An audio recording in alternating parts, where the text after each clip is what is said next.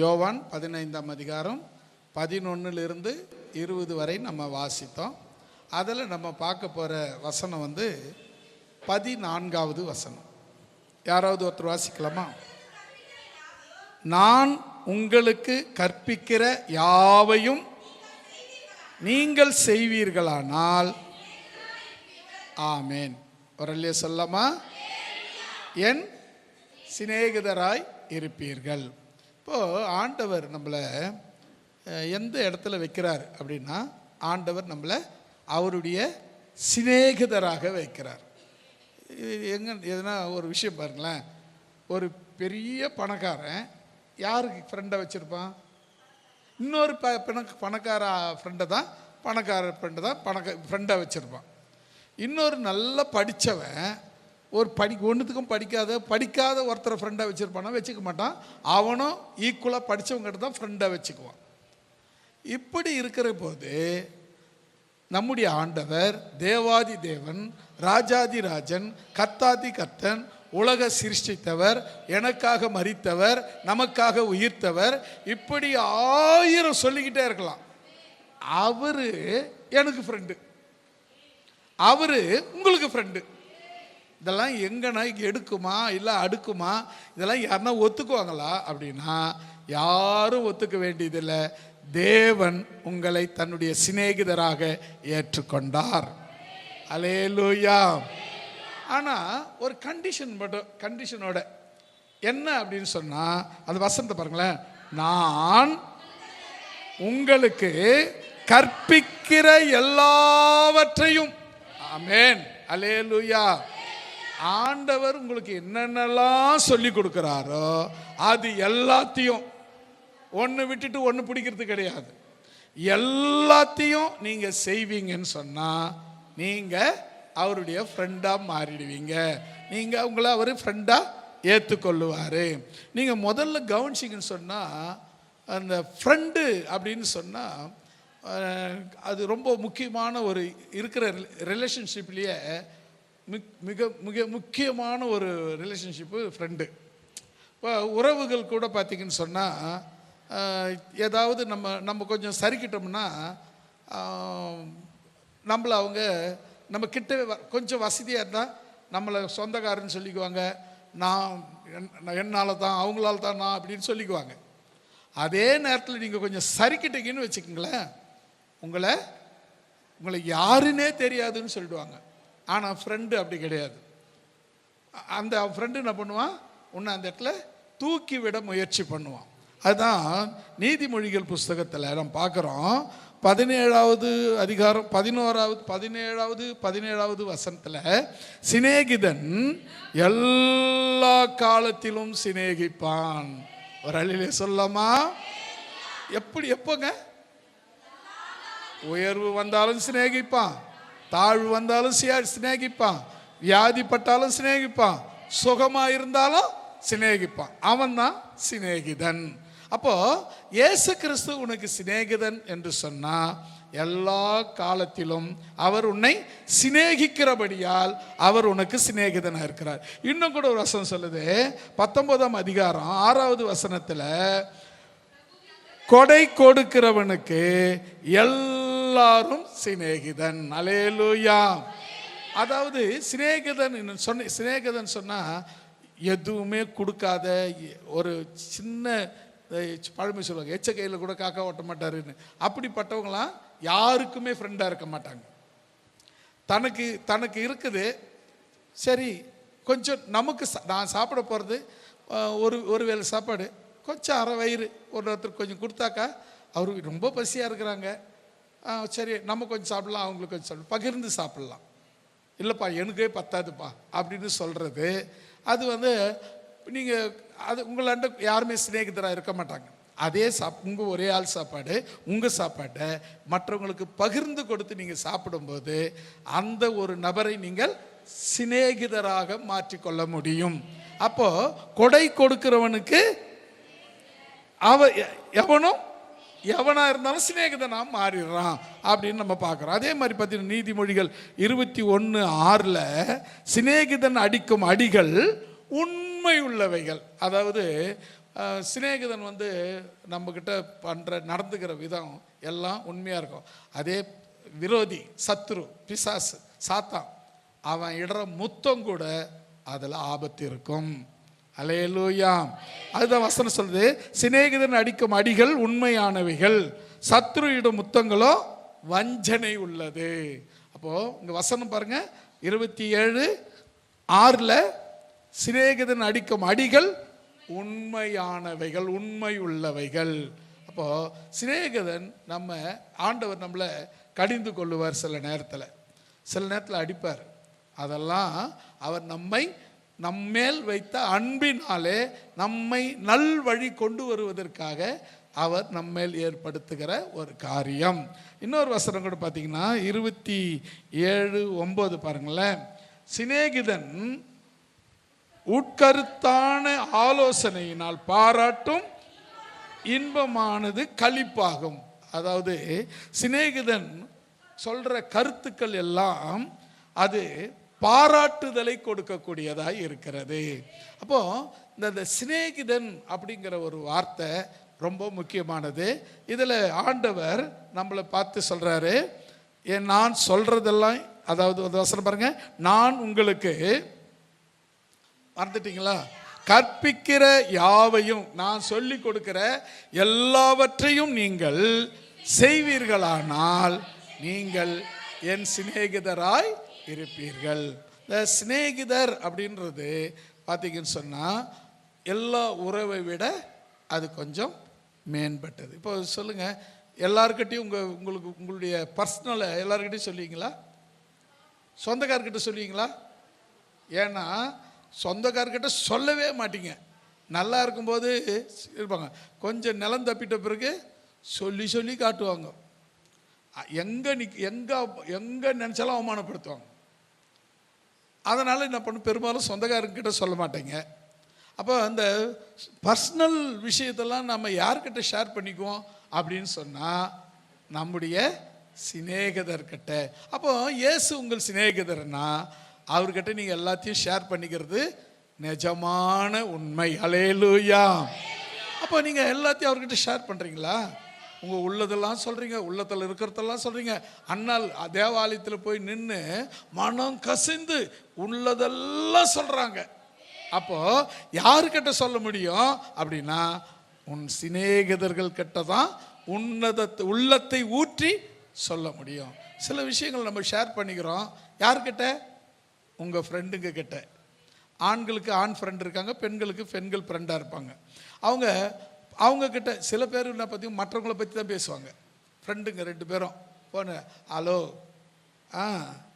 அங்கே அவங்க அந்த அந்த ஒருத்தீரல்ல அவள் பார்த்தியா, அவளை கேட்டியா, அவளுக்கு இதே தான் வேலை, உனக்கும் இதே தான் வேலை.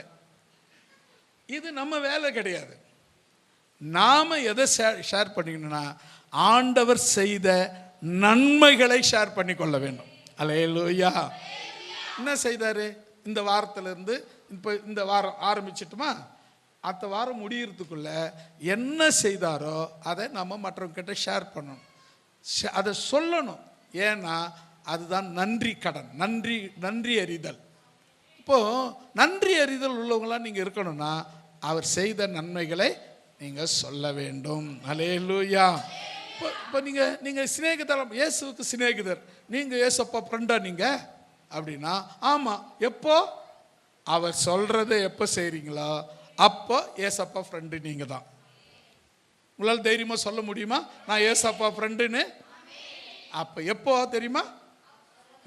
அவர் சொல்கிறத நீங்கள் செய்யும் பொழுது ஏசப்பா உங்கள் ஃப்ரெண்டாக மாறுறாரு. அல்லேலூயா.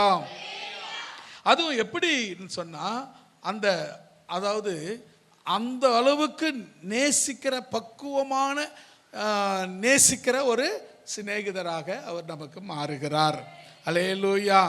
அதுக்கு அடுத்த வசனம் பாருங்களேன், 15வது வசனம். இனி நான் உங்களை ஊழியக்காரர் என்று சொல்லுகிறதில்லை. ஊழியக்காரன் தான் எஜமான் செய்கிறதை அறிய மாட்டான். நான் உங்களை சிநேகிதர் என்றேன், ஏனெனில் பிதாவினிடத்தில் நான் கேள்விப்பட்ட எல்லாவற்றையும் ஆமென். அல்லேலூயா சொல்லாமா? எல்லாத்தையும் உங்ககிட்ட ஆண்டவர் சொல்றாரா? எங்கெங்க ஜபத்தில் உக்காந்து தூக்கம் தாங்க வருது. ஜபம்னு உக்காந்தா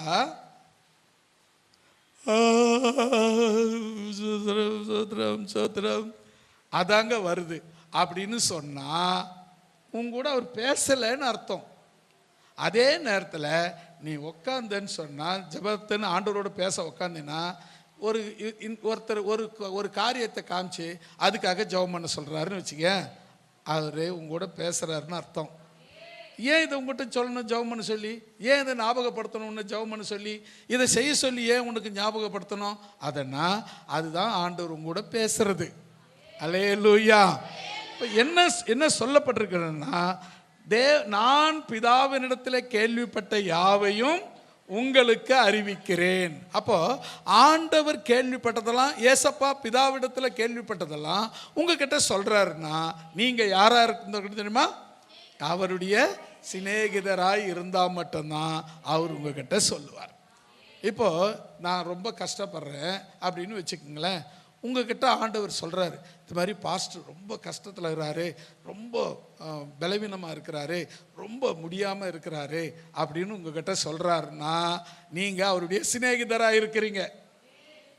இல்லை நான் நல்லாவே இருக்கிறேன், நான் ரொம்ப பலவீனமாக இருக்கிறேன்னு உங்களாண்ட நீங்கள் அறியறீங்கன்னா அது கர்த்தர் சொல்கிறது இல்லை, அது பலவீனத்தின் ஆவி உங்களை தூண்டி வர்றது. இதையும் பார்க்கணும். நம்ம பார்த்த உடனே பேசுறதெல்லாம் ஆண்டவர் தான் நினச்சிடக்கூடாது. சரியா? அப்போ பேசுறது எதுன்னு சொன்னால், நாம் ஆண்டவரோடு நடக்கிற காரியங்களை நம்ம பேசுகிறாருன்னா அது ஆண்டவர். நல்லா இருக்கிற பாலில் பார்த்து உடம்பு சரியில்லை இருக்கிறாருன்னு சொன்னார்னா அது பிசாசு ஆவி நம்மளை ஏவி விட்டு நம்மளை கீழே பள்ளத்தில் தள்ளி விடுவான். அவனுக்கு நம்ம செவி கொடுக்கக்கூடாது. அப்போ நீங்கள் நல்லா கவனிங்க. நான் பிதாவின் இடத்துல கேட்ட எல்லாத்தையும் ஏசப்பா சொல்கிறாரு, நான் உங்களுக்கு அறிவிக்க வேண்டுமானால் நீங்கள் யாராக இருக்க வேண்டும்? ஊழியக்காரராக இருக்க வேண்டும். அப்போ ஊழியக்காரராக இருக்க மாட்டீங்க.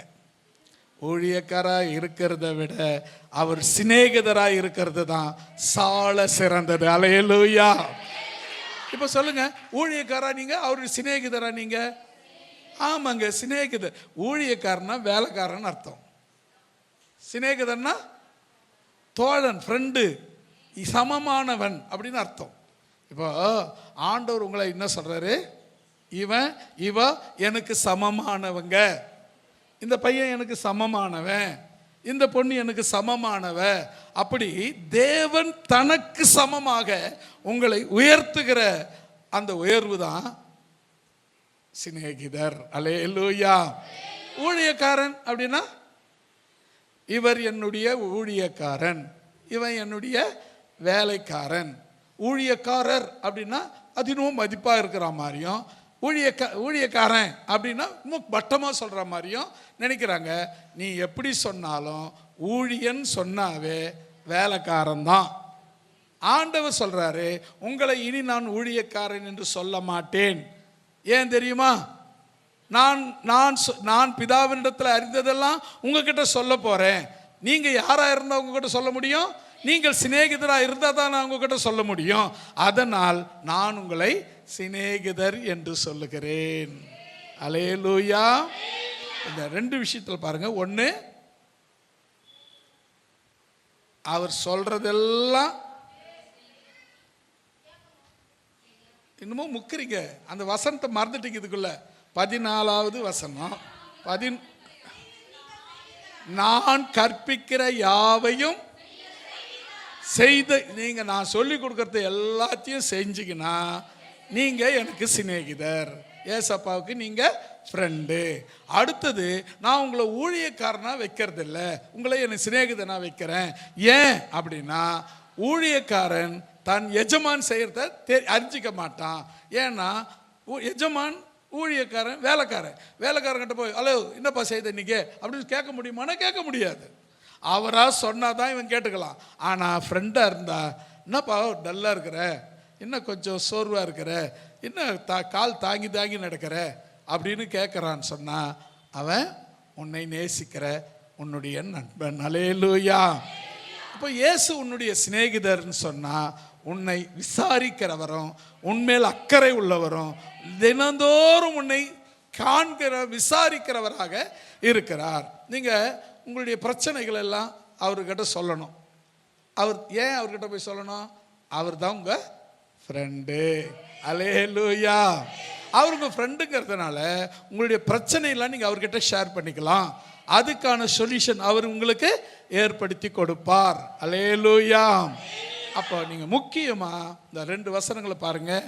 அவர் நான் சொல்கிறதெல்லாம் நீங்கள் செய்தினா என்னுடைய சிநேகிதராக இருப்பீங்க.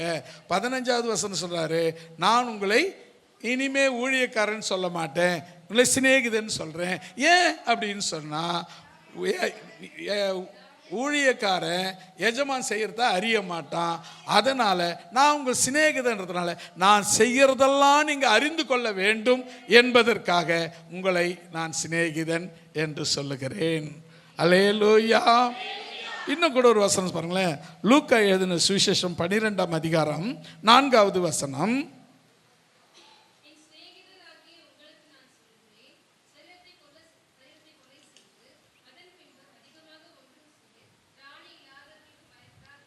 ஆமேன். ஒரு அழில சொல்லிடலாமா? இந்த வசனம் என்ன சொல்லுது பாருங்களேன். என் சிநேகிதராகிய உங்களுக்கு நான் சொல்லுகிறேன். என் சிநேகிதராகிய உங்களுக்கு நான் சொல்லுகிறேன். என்ன தெரியுமா? சரீரத்தை கொல்ல வல்லவர்களாகிய, சரீரத்தை கொலை செய்து அதன் பின்பு அதிகமாய் ஒன்றும் செய்ய திராணி இல்லாத பயப்படாதீங்க. அல்லேலூயா. உங்களுக்கு இந்த ஃப்ரெண்டுங்கிறதுனால அவர் உங்களுக்கு சொல்றாரு, என் சிநேகிதராகிய உங்களுக்கு நான் சொல்றது என்னன்னா, சரீரத்தை அழிக்கிறவங்களுக்கு நீங்க என்ன பண்ணாதீங்க, பயப்படாதீங்க. அப்ப எதுக்கு, யாருக்கு பயப்படணும்?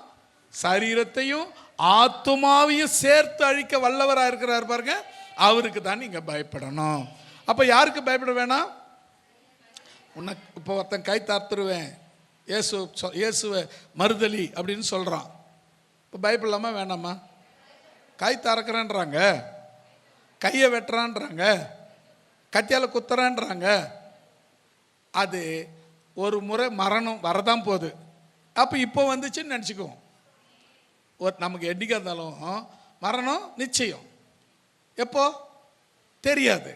அது இப்போ வந்திருக்குதுன்னு நினச்சிக்க வேண்டியது தான். அதனால நாம் என்ன பண்ணக்கூடாது? பயப்படக்கூடாது. ஒரு 2 நாளைக்கு முன்னே ஒரு பையன், நம்ம சபை பையன் தான், வெளியே போய் ஊழியம் செய்கிறான். அவன் ஃபோன் பண்ணியிருந்தான். அவன் சொல்லும்போது சொன்னேன், அவன் சொல்கிறான், அங்கே போனேன், இந்த ஊழியம் செய்கிறான், அந்த ஊழியம் செய்கிறேன்னா. சொன்னேன், ஒரே ஒரு வார்த்தை கேட்டேன், சரிப்பா ஒரு நாளைக்கு உனக்கும் சாவு வரும், எனக்கும் ஒரு நாளைக்கு சாவு வரும். நம்ம 2 பேரும் எங்கே போவோம்? ஏசப்பா கிட்ட போவோன்னு வச்சுக்கோ. ஏசப்பாட்ட போனால் நீ என்னடா செய்தன்னு என்னை கேட்குறாருன்னு வச்சுக்க. நான் என்ன சொல்லுவேன்? இதெல்லாம் பண்ணேன் அப்படின்னு. உன்னை கேட்குறாருன்னு வச்சுக்கோ. நீ என்ன சொல்லுவேன்? இதெல்லாம் பண்ணேன்னு சொல்லுவேன். அப்போது ஊழியம் செஞ்சால் நான் இதை செஞ்சேன்னு சொல்லுவேன், செய்யலைன்னா எதை சொல்லுவேன்? ஒரு சிலர் என்ன தெரியும் பண்ணுறாங்க, எங்கெங்கெல்லாம் பாஸ்டர்ஸ் மீட்டிங் நடக்குதோ, பாஸ்டர்ஸ் ஃபெலோஷிப்னு ஒரு கூட்டம் நடத்துகிறாங்க. அங்கே என்ன பண்ணுறாங்கன்னா, ஒரு பிரியாணி போட்டு 100 ரூபாய் கையில் கொடுத்து அனுப்புகிறாங்களாம். எனக்கு தெரியாது, நான் போனதும் கிடையாது, போகவும் மாட்டேன். ஏன் அப்படின்னு சொன்னால், என்னை அழைச்ச அழைப்பு பிரியாணி சாப்பிட்றதுக்கோ 100 ரூபாய் காணிக்க வாங்கிறதுக்கோ இல்லை, உங்களை போல ஆவலாக இருக்கிறவர்களுக்கு இயேசுவை எடுத்து சொல்வதற்காகத்தான். அல்லேலூயா. அந்த வேலையை நான் ஒழுங்காக செய்வேன். அவங்க சொன்ன உடனே சொன்னேன், ஆண்டவரே, நான் மதுராந்தகம் பாஸ்டர்ஸ் ஃபெலோஷிப் போனேன், நான் அச்சிரப்பாக்கம் பாஸ்டர்ஸ் ஃபெலோஷிப் போனேன், நான் வந்தவாசி பாஸ்டர்ஸ் ஃபெலோஷிப்புக்கு போனேன், நான் சென்னை பாஸ்டர்ஸ் ஃபெலோஷிப்புக்கு போனேன், நான் அமெரிக்காவில் இருக்கிற பாஸ்டர்ஸ் ஃபெலோஷிப்புக்கு போனேன்னு சொன்னால், சரிடா ரைட்டு, எனக்கு என்னடா செய்தேன்னு கேட்டால் என்ன சொல்லுவேன்? ஃபெலோஷிப்புக்கு போகிறது எனக்கு ஒன்றும் நீ செய்யலை, உனக்கு பிரியாணி கிடச்சிது, உனக்கு 100 ரூபாய் கிடச்சிது, எனக்கு என்ன செய்த நீ அப்படின்னு கேட்டால் என்னடா பண்ணுவேன்னு. அப்புறமா ஃபோன் பண்ணுறியான்னு வச்சிட்டான். இன்னும் வரவே இல்லை, 2 நாளாச்சு ஃபோனில். ஏன் அப்படின்னா, எப்போவுமே நாம் இதை போல் கொஞ்சம் கடினமாக சொல்லும்போது இது கடினமானது இல்லை. உண்மையானதை சொல்லும்போது சிலருக்கு கஷ்டமாகத்தான் இருக்கும்.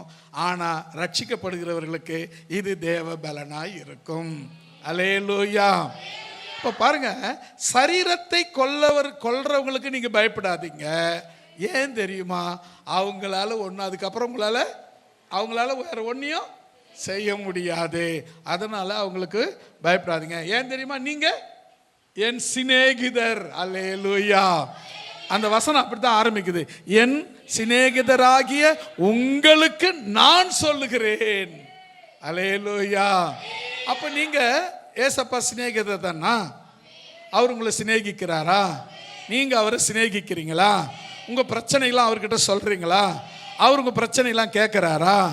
எப்போவாவது அது தீர்த்து வச்சிருக்காரா? அப்பத்தான் நீங்க அவருடைய சிநேகிதர்.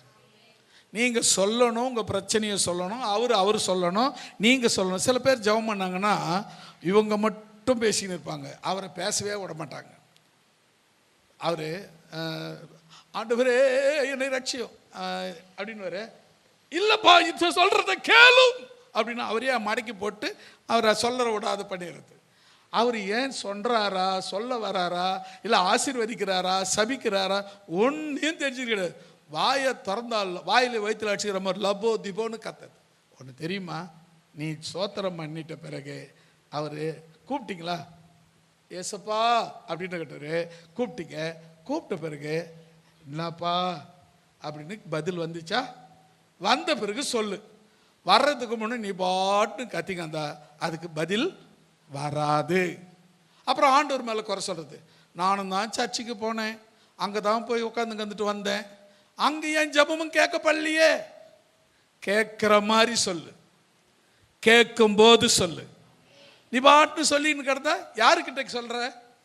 ஏசு கேட்குற மாதிரி சொல்லு, ஏசு கேட்கும் போது சொல்லு. உன் ஜபத்துக்கு நிச்சயம் பதில் வரும்.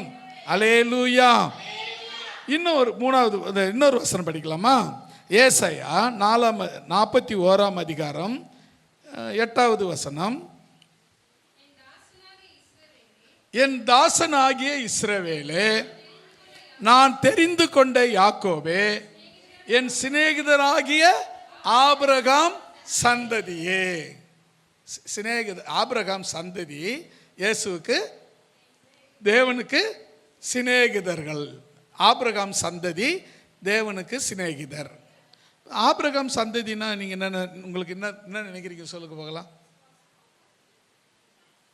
ஆபிரகாம இப்போ உங்களையே ரெண்டா பிரிக்கலாம். உங்களை ரெண்டா பிரிக்கலாம்.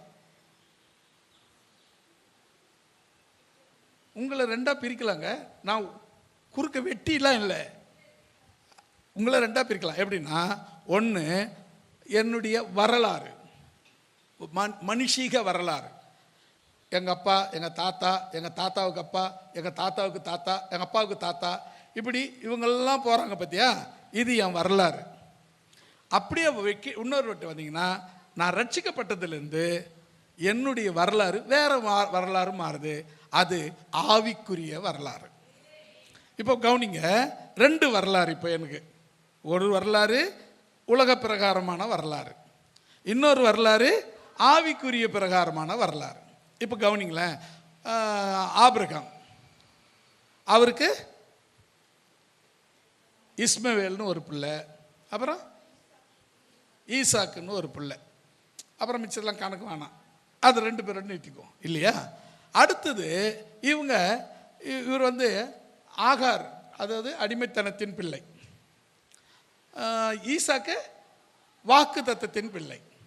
இப்போ இதை பார்த்தீங்கன்னா ஒரு வரலாறு அடிமைத்தனத்தின் பிள்ளையா போகும், இன்னொன்று ஆசீர்வாதத்தின் பிள்ளையா போகும். இந்த ரெண்டு வரலாறு அங்கே பிரியுது. அதே போல் ஒவ்வொருத்தரையும் ரெண்டு ரெண்டாக பிரிக்கலாம். அப்போது உங்களை சொன்னா, உங்கள் உலக பிரகாரமான வாழ்க்கை அது ஒரு வரலாறு.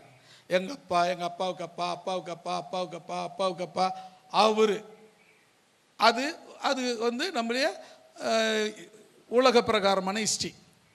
நம்முடைய ஆவிக்குரிய ஹிஸ்ட்ரி ஒன்று இருக்கு. அதுதான் நம்ம இயேசு கிறிஸ்து ரட்சிப்பிலிருந்து ஆரம்பிக்குது. அந்த வரலாறு உலக தோற்றத்திலேருந்து ஆரம்பிக்குது. எங்கேருந்து பிரிஞ்சு வந்துச்சுன்னு தெரியல. எனக்கு எங்கள் தாத்தா பேர்லேருந்து தான் தெரியும். அதுக்கப்புறம் எங்கள் தாத்தாவுக்கு அப்பா யார், அவருக்கு அப்பா யாருன்னு எனக்கு தெரியாது. ஏன்னா எங்கள் அப்பாவே அவங்க அப்பாவை பார்க்கல. அதனால் எனக்கு அவங்க அப்பா பேரை சொன்னது மட்டும்தான் எனக்கு தெரியும். அதனால் அதுக்கு முன்னே இருக்கிற ஆள் யாருன்னு தெரியாது. ஒரு சிலருக்கு அவங்க தாத்தாவுக்கு அப்பா தாத்தாவுக்கு கூட ஒரு சிலருக்கு தெரியும். ஒரு 2வது 3வது தலைமுறை பேர் தெரியும். ஒரு சிலருக்கு ஒரு 4-5 தலைமுறை பேர் தெரியும். அதெல்லாம் பெருமை தான், பாராட்டக்கூடிய விஷயந்தான்.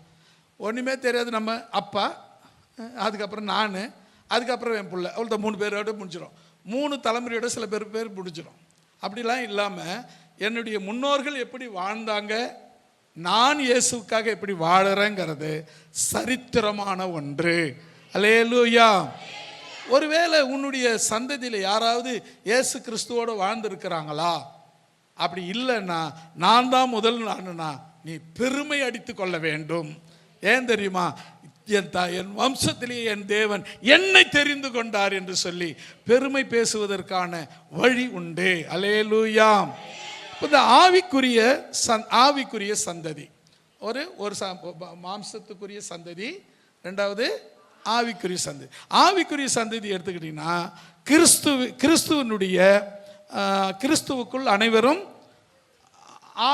ஆவியானவருடைய சந்ததியாக, அதாவது வாக்கு தத்தத்தின் சந்ததியாக வருகிறோம். இப்போ நீங்க பாருங்க, நீங்க இயேசு ஏற்றுக்கிட்டீங்களா? ஒருத்தர் தான் ஏற்றுக்கிட்டேன்னு சொல்கிறாங்க, மிச்ச பேர்லாம் ஏற்றுக்கல போல இருக்கு. சீக்கிரமாக ஏற்றுக்குங்க, காலம் சமீபமாக இருக்குது. ஆரம்பத்திலேருந்து பிரசங்கம் பண்ண வேண்டியது தான். இப்போ இயேசு ஏற்றுக்கிட்டீங்களா? எப்படி? ஐயோ, இந்த கேள்வி வருது, நான் கொஞ்சம் அடக்கி வாசித்திருப்பேன். அதாவதுங்க, என் குல தெய்வமாய் ஏற்றுக்கொண்டேன். அதில் ஒன்றும் பெரிய பதில் பயப்படுற மாதிரி ஒன்றும் இல்லை. அவரை இதுவரை இயேசு அறியாது இருந்தனா இப்போ அவரை என் கொலை தெய்வமாக ஏற்றுக்கொண்டேன். அல்லேலூயா. என் குலத்துக்கே அவர் தான் தெய்வம். என் குலத்துக்கே. நான் 2வது குலத்துக்கேன்னு சொன்னா நீங்க அந்த குலத்துக்கு போயிட்டீங்களோ? என் குலத்துக்கே, என் சந்ததிக்கே, என் வம்சத்துக்கே அவர் தான் தெய்வம். அல்லேலூயா. அப்போ கவனிச்சு பாருங்களேன், நாங்கள் இயேசுவை ஏற்றுக்கொள்ளும் போது அவர் எனக்கு வாக்குத்தத்தம் கொடுக்கிறார். நீங்கள் பார்த்தீங்கன்னா பொதுவாக ஒரு வாக்குத்தத்தம் கொடுத்துருக்கிறாரு. மத்தேயு 28:20 வசனம், 28ஆம் அதிகாரம் 20வது வசனம். கவனிங்களேன், நான் உங்களுக்கு கட்டளையிட்ட யாவையும் கை கொள்ளும்படி அவர்களுக்கு உபதேசம் பண்ணு. அதுக்கு முன் வசனத்தை பட்சதான் சரியா வரும்னு நினைக்கிறேன். நீங்கள் புறப்பட்டு போய் சகல ஜாதிகளையும் சீஷராக்கி பிதா குமாரன் பரிசுத்த ஆவி நாமத்தினாலே ஞானஸ்தானம் கொடுத்து நான் உங்களுக்கு கட்டளையிட்ட யாவையும் அவர்கள் கை கொள்ளும்படி அவர்களுக்கு உபதேசம் பண்ணு.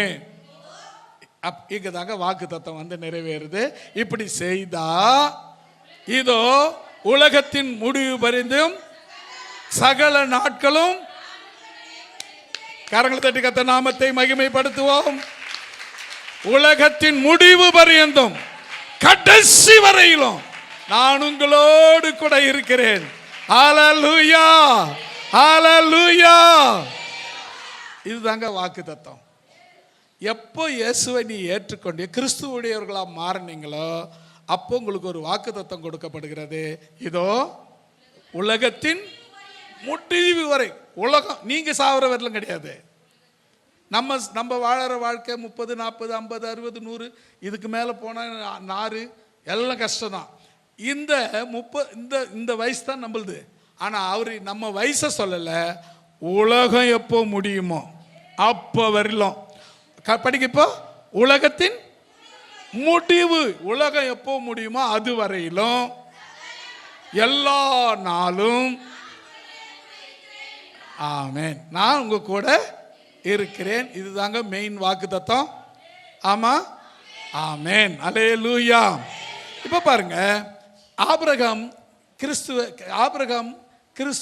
ஆபிரகாம் சந்ததியில கிறிஸ்து பிறந்தார்.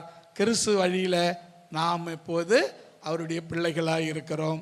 நாம் ஆபிரகாமின் சந்ததியாய் இருக்கிறபடியால் நாம் ஆண்டவருடைய சிநேகிதராய் இருக்கிறோம். அல்லேலூயா. ஒரு வசனத்தை வாசிக்கல, கலாத்தியர் 3:29.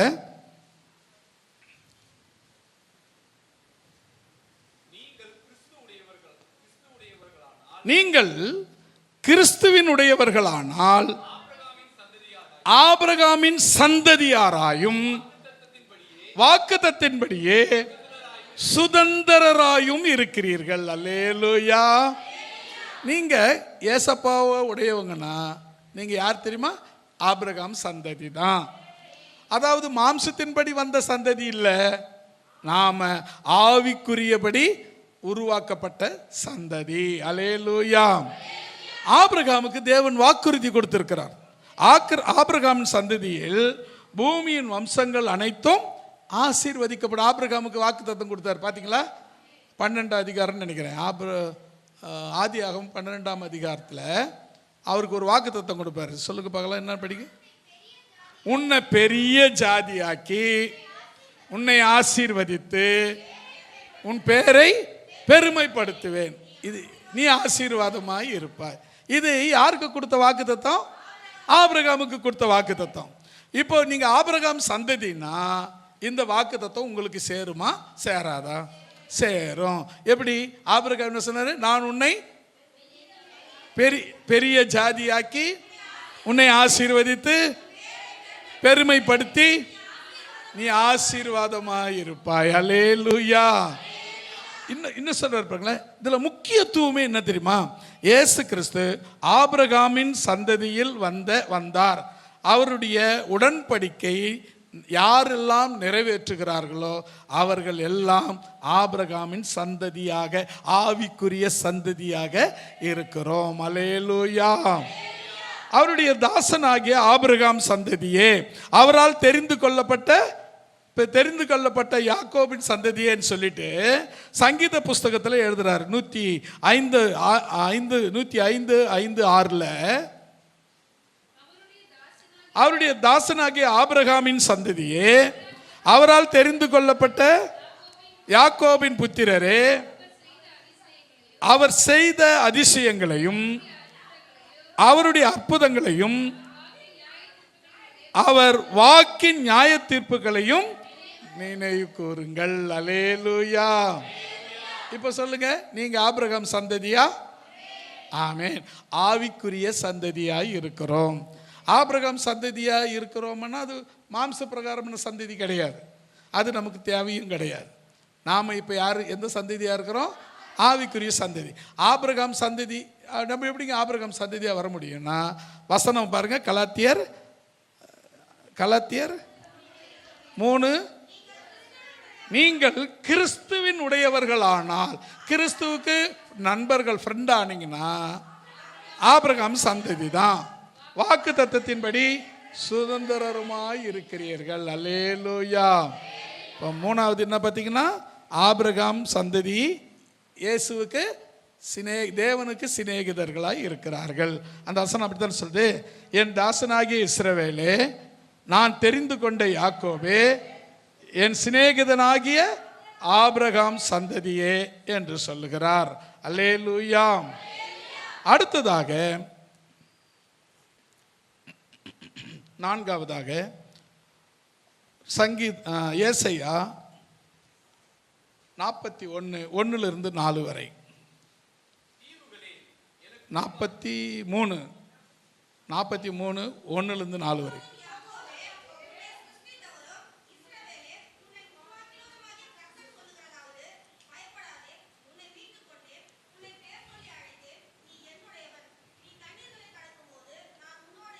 முதல்ல படிங்க. இப்பொழுதும் யாக்கோபே, கவனிங்க, யாக்கோபே உன்னை சிருஷ்டித்தவரும் இஸ்ரவேலே உன்னை உருவாக்கினவரும் ஆகிய கர்த்தர் சொல்லுகிறதாவது, பயப்படாதே, உன்னை மீட்டு கொண்டேன், உன்னை பெயர் சொல்லி அழைத்தேன், நீ என்னுடையவன். நீ தண்ணீர்களை கடக்கும் போது நான் உன்னோடு இருப்பேன், நீ ஆறுகளை கடக்கும் போது அவைகள் உன்மேல் புரளுவதில்லை, நீ அக்கினியில் நடக்கும்போது வேகாதிருப்பாய், அக்கினி சுவாலை உன்மேல் பற்றாது. 3வது வசனம், நான் இஸ்ரவேலின் பரிசுத்தரும் இரட்சகருமாய் இருக்கிற உன் தேவனாகிய கர்த்தர் முன்னை மீட்கும் பொருளாக எகிப்தையும் உனக்கு ஈடாக என்னங்க எத்தியோப்பியாவையும் சேபாவையும் கொடுத்தேன். 4வது வசனம், நீ என் பார்வைக்கு அருமையானபடியால் கனம் பெற்றாய், நானும் உன்னை சிநேகித்தேன், ஆதலால் உனக்கு பதிலாக மனுஷர்களையும் உனக்கு ஜீவனுக்கு ஈடாக ஜனங்களையும் கொடுப்பேன். அல்லேலூயா. இப்போ இந்த 4வது வசனத்தில் பாருங்க, அவர் உங்களுக்கு சிநேகிப்பேன் அப்படி சொல்றாரு. எப்போ சிநேகிப்பாராம்?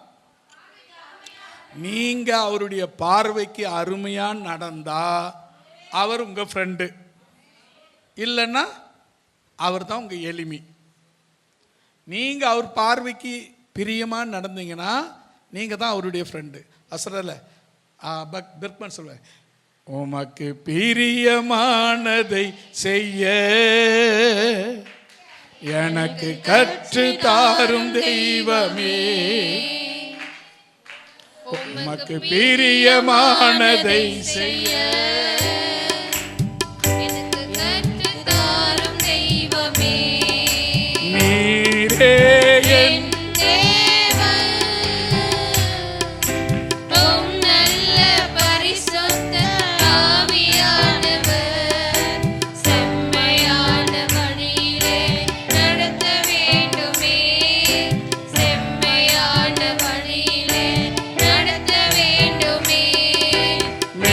ஸ்தம்பமே, அக்கினி ஸ்தம்பமே, தேற்றும் தெய்வமே, துணையாளரே, மேக ஸ்தம்பமே, அக்கினி ஸ்தம்பமே, தேற்றும் தெய்வமே, துணையாளரே, உமக்கு பிரியமானதை செய்ய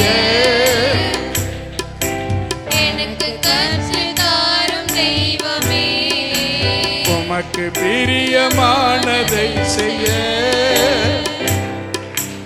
எனக்கு கற்று தாரும் தெய்வமே. Praise the lord. அல்லேலூயா.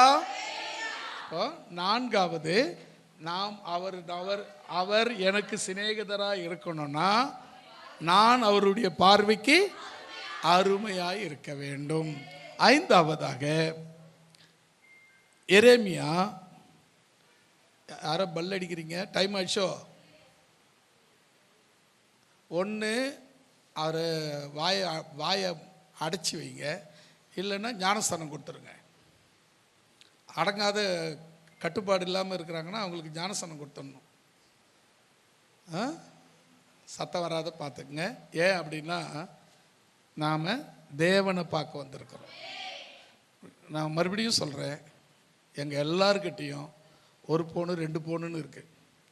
பாருங்கள், ஃபோனை பேசுறதுக்கு நாங்கள் கையில் வச்சுருக்கவே மாட்டோம். எந்த ஆராதனையாவது நாங்கள் ஃபோன் வச்சுருக்கிறத பார்த்தீங்களா? வச்சுருக்கவே மாட்டோம். ஏன்னா ஆண்டவருக்கு தான் முதலிடம், ஆண்டவர் தான் முதலிடம், ஃபோனு முதலிடம் கிடையாது.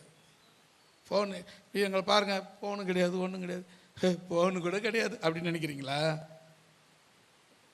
Costly phone. உன் ஃபோன் என்ன விலை? ஐஃபோனு 1.5 லட்சம் ரூபா ஃபோனு.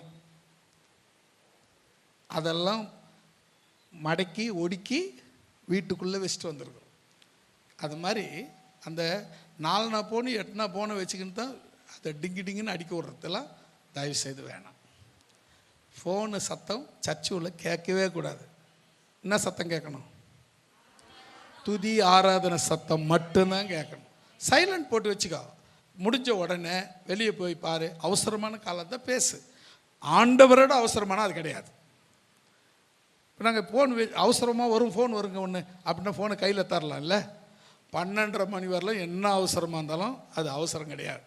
12:30 மணிக்கு அப்புறம் தான் எந்த அவசரமாக இருந்தாலும் போய் பார்க்கணும். அதுக்கப்புறம் வீட்டுக்குள்ளே போய் எப்போ ஃபோன் எடுத்து எதனா கால் வந்துக்குதா மெசேஜ் வந்துக்குதா பார்த்துட்டு அதுக்கு ரிப்ளை பண்ணுறது தான் உண்மையாக ஏசப்பா பிள்ளைங்க சிநேகிதராக இருக்கிறவங்க செய்கிற வேலை. சரியா? அஞ்சாவது நம்ம பார்க்க போகிறோம். எரேமியா 31:3.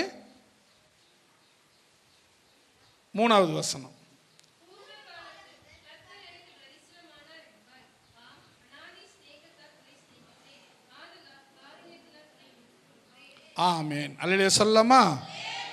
இந்த வசனம் கண்டுபிடிச்சிட்டிங்களா? எதனால் உங்களை சிநேகிக்கிறாராம்? அது அநாதி சிநேகத்தால் சிநேகிக்கிறது. புரியல? இல்லைங்க, அதில் தெளிவாக சொல்லிட்டு பாருங்க. கர்த்தர் எனக்கு தரிசனமானார், அதனால் நான் அவர் அநாதி சிநேகத்தினால் என்னை சிநேகித்தார். அப்போ நீங்க யாராய் மாறணும்னா கர்த்தரை தரிசிக்கிறவங்களா மாறணும். அதாவது நீங்க ரட்சிக்கப்பட்டு எத்தனை வருஷம் ஆகுது? ஒரு குறிப்பாக 2 வருஷம், 3 வருஷம், 5 வருஷம், 10 வருஷம், 5 வருஷம், 20 வருஷம், இப்போ 42 வருஷம். நான் இயேசுவை ஏற்றுக்கொண்டு 42 வருஷம் ஆகுது. இயேசுவை நான் தரிசித்தேனா? இதான் கேள்வி. நீங்கள் இயேசுவை தரிசிச்சிங்களா? ஆமாம், அங்கே ஒரு ஃபோட்டோ இருந்துச்சு, அதில் இயேசுவை பார்த்தேன். அவர் கையை நீட்டிதார், ஒரு ஆட்டுக்குட்டியை கையில் வச்சுதார். அவர் என்ன ஆடு மேய்க்கிறவர் நினச்சிட்டிங்களா? இந்த வானத்தையும் பூமியும் அண்ட சராசரங்களையும் படைத்தவர் ஆடு மேய்க்கிறவர் இல்ல. அவரு உன்னை மேய்க்கிறவர், உன்னை நடத்துகிறவர். அவர் ஆடு மேய்க்கிறது சாதாரணமா ஆட்டுக்குட்டி ஒரு கையில் கொடுத்துட்டு ஒரு தடியை கையில் கொடுத்துட்டா நீ அவரை சாதாரணமா நினைக்காதீங்க.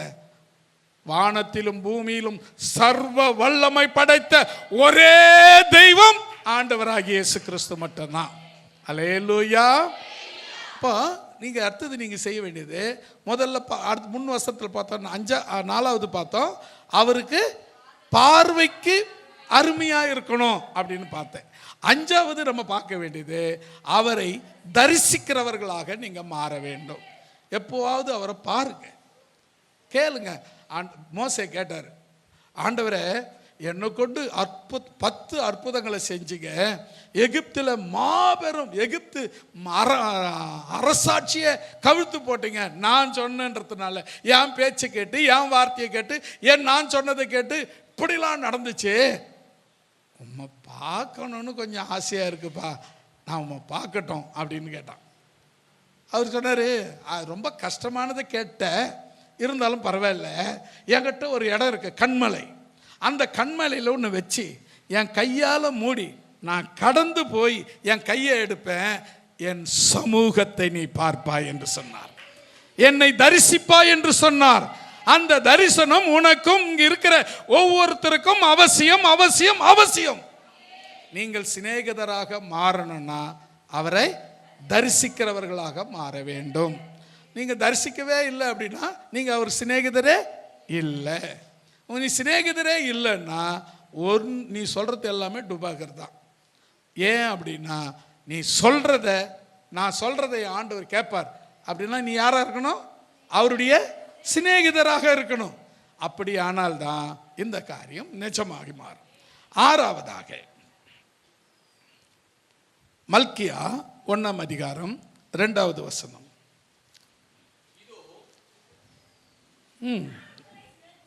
நான் உங்களை சிநேகித்தேன் என்று கர்த்தர் சொல்லுகிறார், அதற்கு நீங்கள் என்னை எப்படி சிநேகித்தீர் என்கிறீர்கள். கர்த்தர் சொல்லுகிறார், ஏசா யாக்கோபுக்கு சகோதரன் ஆகிலும் யாக்கோபை நான் சிநேகித்தேன். 2 பேரு ஒரே கருவில் உருவாகி ஒரே நேரத்தில் பிறந்தாங்க.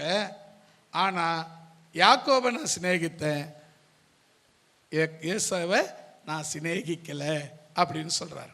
அப்போது கவனிங்களேன், இவ்வளோ பெரிய ஊரில் நம்ம மட்டுமா ஏதோ வேற வேலை இல்லாத வந்து எசக்கு பசக்கா வந்து மாட்டிக்கணுமோ?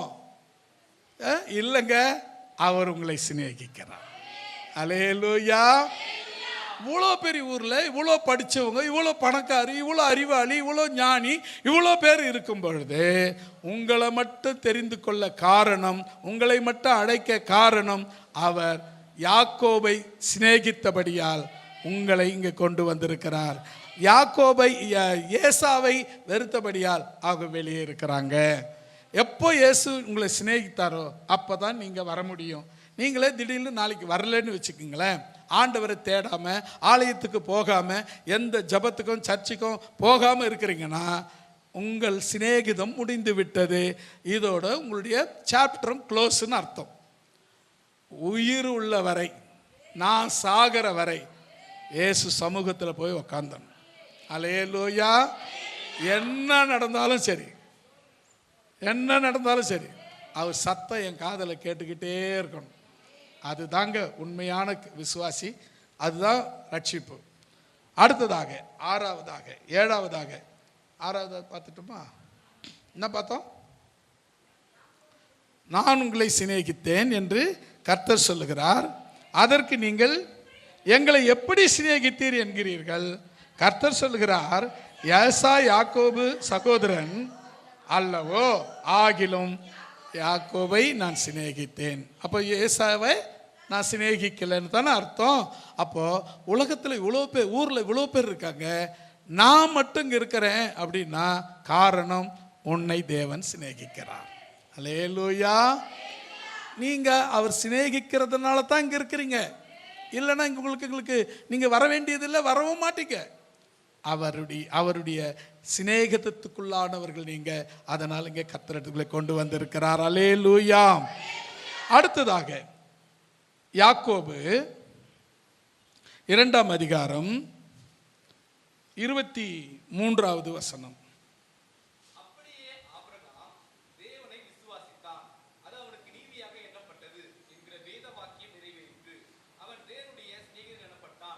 ஆமென். ஒரு அல்லேலூயா சொல்லலாமா?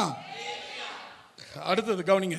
அப்படியே ஆபிரகாம் தேவனை விசுவாசித்தான், அது அவனுக்கு நீதியாக எண்ணப்பட்டது என்கிற வேத வாக்கியம் நிறைவேறிற்று. அவன் தேவனுடைய சிநேகிதன் எனப்பட்டான். எதனால? ஆமாங்க, விசுவாசிக்கிறதுனால தான் நீங்க தேவனுடைய சிநேகிதராக மாற முடியும். இப்போ நீங்க பார்த்தீங்கன்னா 7 விஷயங்களை சொல்லியிருக்கிறேன். 1 ஞாபகம் இருக்கா பாருங்க. 1, அவர் சொல்றதை எல்லாத்தையும், கற்றுக் கொடுக்குற எல்லாத்தையும் செஞ்சீங்கன்னா நீங்க அவருடைய சிநேகிதர். 2,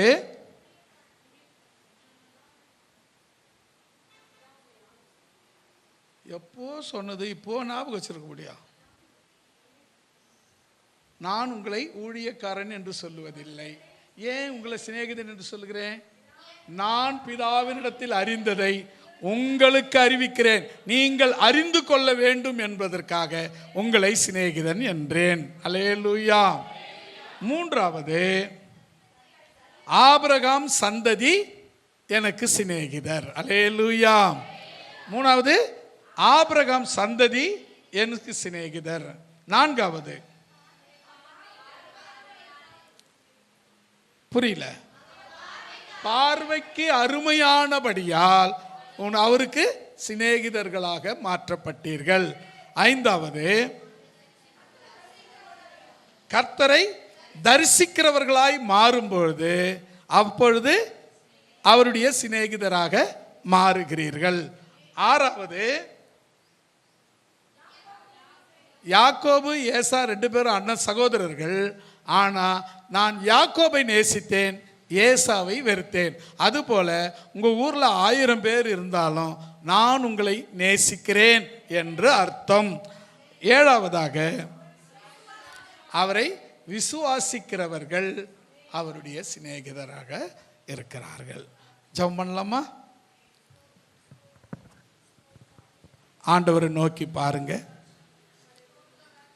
அவருடைய சிநேகிதரா ஆகணும்னா இந்த 7 காரியங்கள் உங்ககிட்ட காணப்படணும். என்ன எது, ஏன், எப்படி, இதை முதல்ல நீங்கள் யோசிக்கணும். தேவனிடத்தில் கிட்ட சேரக்கூடாதபடி எது உங்களை தடுக்குது, ஏன் அது தடுக்குது, எதனால் அது உங்களை தடுக்குது, இப்போவே இந்த நிமிஷமே ஆண்டவர்கிட்ட ஒப்புக்கொடு. உன்னால் முடியாது, அதை விட்டு விலக முடியாது, அதை உதறி தள்ள முடியாது. ஆனால் உன் தேவன் அதிலிருந்து விடுவிக்க அவர் வல்லவர். உன் பலவீனத்தை மாற்ற வல்லவர், உன் தரித்திரத்தை மாற்ற வல்லவர், உனக்கு சுகம் கொடுக்க அவர் வல்லவர், உன்னை விடுவிக்க அவர் வல்லவர், உன்னை உயர்த்த அவர் வல்லவர், உன்னை பாதுகாக்க அவர் வல்லவர், உன்னை பலப்படுத்த அவர் வல்லவர். அவரால் அன்றி உன்னால் ஒன்றும் செய்ய முடியாது. அவரை நோக்கி அன்னாலை போல ஒரு முடியாத காரியம் இது நடக்காது. அவர் கல்யாணம் ஆகி பல வருஷங்கள் ஆச்சு, குழந்தையே பிறக்காது, வேற கல்யாணமும் ஆயிடுச்சு, வேற குழந்தை கல்யாணம் பண்ணி குழந்தைகள்லாம் பிறந்துச்சு. அப்போ இவளுக்கு குழந்தை இல்லை, இவள் கல்யாணத்தை பண்ணி பிரயோஜனம் இல்லை, எனக்கு குழந்தை இல்லை. நிந்தனை, அவமானம், போராட்டம், பிரச்சனை, தாங்க முடியாத வேதனை, தாங்க முடியாத துயரம், தாங்க முடியாத சலிப்பு அத்தனையும் கொண்டு போய் தேவ சமூகத்திலே நின்று மனம் கசிந்து அழுது ஒப்பு கொடுத்து, ஆண்டவரே என் ஜெபத்தை கேட்டு என் ஜெபத்துக்கு பதில் கொடுத்து எனக்கு ஒரு குமாரனை நீ கொடுப்பாயானால் அந்த குமாரனை ஆண்டவரே உயிருள்ளவரை உமக்கே கொடுக்கிறேன் என்று ஒப்பு கொடுத்த அன்னாலை போல இன்றைக்கு உங்களை ஒப்பு கொடுங்கள். அவரை நோக்கி கூப்பிடுங்கள், அவரை நோக்கி கூப்பிடுங்க, அவரை நோக்கி கூப்பிடுங்க. இயேசுவே எனக்கு இறங்குன்னு சொல்லுங்க, என்னை பலப்படுத்துகிறவரே எனக்கு இறங்குன்னு சொல்லுங்க, என்னை உயிர்ப்பிக்கிறவரே எனக்கு இறங்குன்னு சொல்லுங்க. நோக்கி கூப்பிடு, அடக்கி கொள்ளாதே. எக்கால சத்தத்தை போல உன் சத்தத்தை உயர்த்து.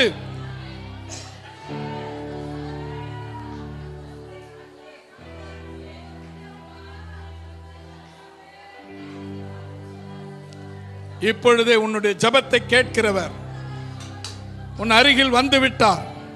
உன் ஜெபத்துக்கு பதில் கொடுக்கிறவர் இதோ உன் அருகில் வந்து விட்டார். நோக்கி கூப்பிடு, அடக்கி கொள்ளாதே. எக்கால சத்தத்தை போல் உன் சத்தத்தை உயர்த்து, எக்கால சத்தத்தை போல் உன் சத்தத்தை உயர்த்து. ஆண்டவரே, தாவீதின் குமாரனே எனக்கு இறங்கும் என்று கூப்பிட்ட பர்திமேயுவின் ஜெபத்தை போல உன் ஜெபங்கள் இருக்கட்டும். அவன் ஜெபத்துக்கு பதில் கிடைத்தது. அவனை நின்று கூப்பிட்டு நான் உனக்கு என்ன செய்ய வேண்டும் என்று கேட்டு அவன் கண்களை திறந்து அவன் குருட்டாட்டத்தை மாற்றி அவனுக்கு பார்வை கிடைக்கும்படி செய்தவர். இதோ அந்த தேவன் உன்னுடைய தேவனாய், உனக்கு சிநேகிதராய், உன்னை சிநேகிக்கிறவராய், உன்மேல் அன்பு காட்டுகிறவராய், உன்மேல் சிநேகத்தை பாராட்டுகிறவராய், உன்னை தனக்கு சிநேகிதராக ஏற்றுக்கொண்டவராய் இதோ நடுவில் வந்திருக்கிறார். இதோ உன்னோடு அருகில் வந்திருக்கிறார். உன்னை தொடும்படியாக, உனக்குள் வாசும்படியாக, உன் ஜெபத்தை கேட்கும்படியாக, உனக்கு அற்புதம் செய்யும்படியாக, உன்னுடைய ஜெபத்துக்கு பதில் கொடுக்கும்படியாக, உன் தேவைகளை சந்திக்கும்படியாக, உன்னை நெருக்கத்திலிருந்து இடுக்கத்திலிருந்து விடுவிக்கும்படியாக, உன்னை பாதாள குழியிலிருந்து தூக்கி எடுக்கும்படியாக நோக்கி கூப்பிடு, அடக்கி கொள்ளாதே. தேவன் ஜெபத்தை கேட்க வல்லவர், உனக்கு ஒரு மாற்றத்தை உண்டாக்க வல்லவர், உன்னை உயிர்ப்பிக்க வல்லவர், உன்னை சுகமாக்க வல்லவர். கூப்பிடு, என் தேவனே, என் இயேசுவே, என் தேவனே, என் இயேசுவே. கூப்பிடு அவரை நோக்கி. தேவனும் ஜெபத்தை கேட்டு இன்றைக்கு உன்னுடைய வாழ்க்கையில் ஒரு அற்புதத்தை செய்யும்படியாய் இன்றைக்கு வந்தது வெறுமை அல்ல. உன் வார்த்தைக்கு பதில் உண்டாக்கும்படியாக, உன் ஜெபத்திற்கு பதில் உண்டாகும்படியாக, உன் வேண்டுதலுக்கு பதில் உண்டாகும்படியாய், உனக்கு ஏற்படுகிற சந்தேகங்களை தீர்க்கும்படியாக இயேசு நடுவில் வந்திருக்கிறார். ஏசப்பா உன் நடுவில் வந்திருக்கிறார். அப்பா இயேசுவே கூப்பிடு, இயேசுவேன்னு கூப்பிடு. இன்று கண்ட எகிப்தியனை இனி காண மாட்டாய். இதுவரை இருந்த உபத்திரவம் இனி தொடராது. இதுவரை இருந்த வேதனை இனி உன்னை தொடராது. இதுவரை இருந்த போராட்டம் இனி உன்னை தொடராது.